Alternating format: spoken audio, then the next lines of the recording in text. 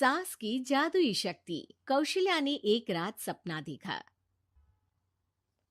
कौशल्या राजपूत, तुमने किए हैं जीवन में अच्छे अच्छे कर्म, इसलिए अब से जब तुम चाहो गायब हो सकती हो, जिसके लिए तुमको सिर्फ चुटकी बजानी होगी और चुटकी बजाते ही तुम गायब। बस एक बात का ध्यान रखना, जहां तुमने कोई गलत काम किया तुमसे ये शक्ति वापस ले ली जाएगी। कौशल्या की नींद टूट जाती है। ये कैसा सपना था? गायब हो जाऊंगी मतलब? हे भगवान, कंबल ओढ़ के सो जाती हूँ, सपना कंबल के अंदर नहीं घुस पाएगा। कौशल्या डर के मारे कंबल ओढ़ के सो जाती है। सुबह कौशल्या मंदिर जाने लगती है। अरे बहू, जल्दी चल, भिखारियों को खाना भी तो खिलाना है। हाँ माँ जी, अभी आई। आज तो खीर और पूरी बने हैं, सब खुश हो जाएंगे। दोनों सास बहू कार से खाने का सामान लेकर मंदिर पहुंचते हैं और भगवान की आराधना के बाद मंदिर के बाहर बैठे भिखारियों को खाना खिलाने लगते हैं। दीदी, आप हर हफ्ते आते हो, इतना सारा करते हो हम लोगों के लिए। मैं आपके लिए रोज अलग से दुआ मांगता हूँ। ये तो फर्ज है हमारा। दीदी, थोड़ी पैसों की मदद हो जाती तो अच्छा होता। बड़े चौराहे पे मेरी बीवी भीख मांगती है, उसका इलाज करवाना है, 100-200 रुपए लग जाएंगे। कौशल्या उसी वक्त भिखारी को 500 का नोट दे देती है और दोनों सास बहू वहां से लौटने लगती हैं। तभी कौशल्या को कोई शंका होती है। अब बहू रुक, तो मैं अभी आई। कौशल्या वापस वहीं जाती है तो देखती है कि भिखारी वहां है ही नहीं। कौशल्या को रात का सपना याद आता है। वो चुटकी बजा के गायब हो जाती है और सीधे भिखारी के पास पहुंचती है, पर भिखारी को वो दिखाई नहीं देती। कौशल्या देखती है कि भिखारी उन पैसों से शराब खरीद रहा है और कौशल्या उसे वहीं एक चाटा मारती है। अरे कौन है बे? एक और चाटा पड़ता है। अरे कौन है? कौन है? हिम्मत है तो सामने आओ। भिखारी को झूठ बोलने पर तड़ातड़ चांटे पड़ते हैं। वो वहां से भाग खड़ा होता है। कौशल्या चुटकी बजा के वापस बहू के पास आ जाती है और मन ही मन सोचती है, ऐसे तो मैं कितने गलत काम रोक सकती हूँ, कितनी ताकतवर हूँ मैं, किसी को पता भी नहीं चलेगा। सासू माँ, आप क्या सोच रही हो? अब कुछ नहीं, कुछ भी तो नहीं। ठीक है, मुझे ना थोड़े पैसों की जरूरत थी। मेरे कजिन भाई है ना, उनकी तबीयत थोड़ी इधर उधर हो रही है। वो तो खुद से नहीं कहेंगे कि पैसे दे दो, पर बहन होने के नाते मेरा तो फर्ज बनता है ना कि भाई की मदद करूं। अरे हाँ हाँ, ले जाना पैसे। पैसे इसीलिए तो कमाते हैं कि जरूरत में काम आ सके।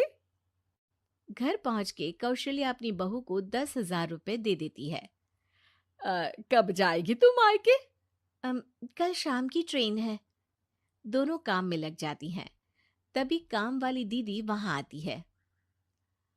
आज ना मैं आप लोगों के लिए पनीर बनाऊंगी। ठीक है, मंगवा लेती हूँ पनीर।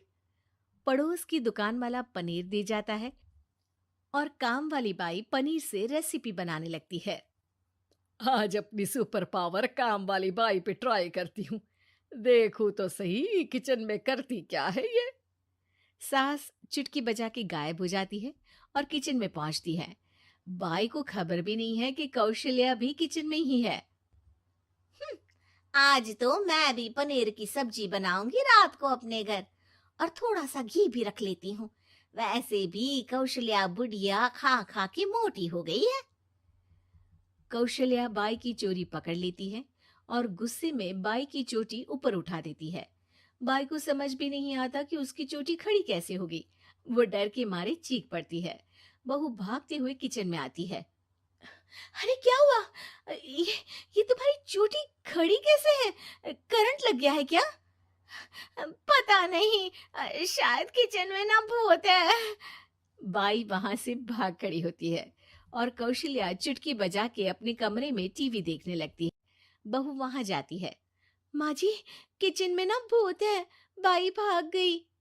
अरे भागने देना, भूत का तो पता नहीं, किचन में चोर जरूर था और वो थी अपनी काम वाली।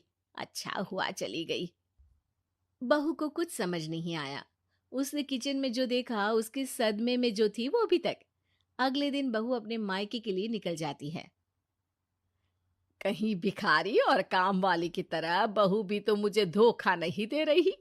अरे कहीं वो पैसे ले जाके शॉपिंग तो नहीं करने वाली ना। अभी पता लगाती हूँ। मुझसे कुछ छिपा है भला। जैसे भगवान सब देख रहा है वैसे ही मैं भी सब देख रही हूँ। सास को अपनी शक्ति पर घमंड आ गया था। वो अब अच्छे काम करने की जगह अपनी शक्ति का इस्तेमाल खुद का शक मिटाने के लिए कर रही थी। वो चुटकी बजाती ही बहू के मायके चली जाती है। भैया, आपने बताया क्यों नहीं कि इतनी तबीयत खराब है? अरे तेरी सास बूढ़ी हो गई है, इतना भला काम करती है, उनकी मदद कौन करता है? यहाँ तो और भी लोग हैं ना। भैया, मेरे पास कुछ पैसे हैं, आप दूसरे डॉक्टर को दिखा दीजिए ना। अरे मुझे लगता है कि मेरा टाइम आ गया है, मुझे जाना होगा। कमरे में भाई की आत्मा को लेने यमदूत आ चुके थे। कौशल्या भले ही किसी को नहीं दिख रही थी, पर यमदूत ने उसे देख लिया। यही आत्मा है शायद, परछाई दिख रही है, पहले ही तैयार खड़ी है। अरे आप कौन हो? यमराज का नाम सुना है? हैं? आप यमराज हो क्या? नहीं, हम उनके यहाँ जॉब करते हैं, आत्मा उठा के ले जाते हैं डिलीवरी वाले। चलो अब तुम्हारा टाइम पूरा हो गया। अरे आप शायद ना वो बिस्तर पर पड़े आदमी की आत्मा को लेने आए हो। मैं तो बस यहाँ देखने आई थी कि मेरी बहू कहीं मुझसे पैसे लेकर शॉपिंग करने तो नहीं चली गई ना। मतलब तुम्हारे पास शक्ति है गायब होने वाली? हाँ। तुम ऐसे तुच्छ काम में उपयोग कर रही हो ऐसी दिव्य शक्ति का। अब तो तुमको ही लेके जाऊंगा। अरे नहीं नहीं, कल मुझे किटी पार्टी में भी तो जाना है। अब नरक में ही करना किटी पार्टी। नहीं नहीं नहीं। 3 बार नहीं क्यों बोल रही हो? टीवी सीरियल चल रहा है क्या एकता कपूर का? अरे प्लीज मुझे जाने दो। आप तो उस बीमार आदमी की आत्मा को लेने आए थे ना। गलत डिलीवरी करोगे तो यमराज डांटेगा ना। बात तो सही कर रही हो, पर हमको उस पे दया आ गई। अभी उसकी उम्र ही क्या है, पर कुछ तो लेके जाना पड़ेगा ना। एक काम करो, अपनी शक्ति दे दो, गायब होने वाली। हैं? अरे क्यों? तुम पृथ्वीलोक का भ्रष्टाचार रोक सकती थी, चोरी रोक सकती थी, अरे कोरोना रोक सकती थी, पर तुमने अपनी बहू की जासूसी करना शुरू कर दिया। अरे लेकिन किंतु परंतु। यमदूत सास की शक्ति लेके वापस चले जाते हैं। कौशल्या की परछाई हवा से नीचे गिरती है और जमीन पे आते आते कौशल्या का शरीर सामने आ जाता है। अरे लग गई, कितने ऊपर से फेंका। माँ जी, आप यहाँ ऊपर से कैसे गिरी? अरे समधन जी, आप अचानक कमरे में। सब घबरा जाते हैं। सास बहू को सारी बात बता देती है। ये लो आपके 10,000 रुपये। आपको मुझ पे इतना भी भरोसा नहीं है? अरे बहन, मुझे दर्द नहीं हो रहा है, अब अचानक से सब अच्छा होने लगा है। अरे तो फिर बिस्तर से उठ जाओ और मुझे लेटने दो।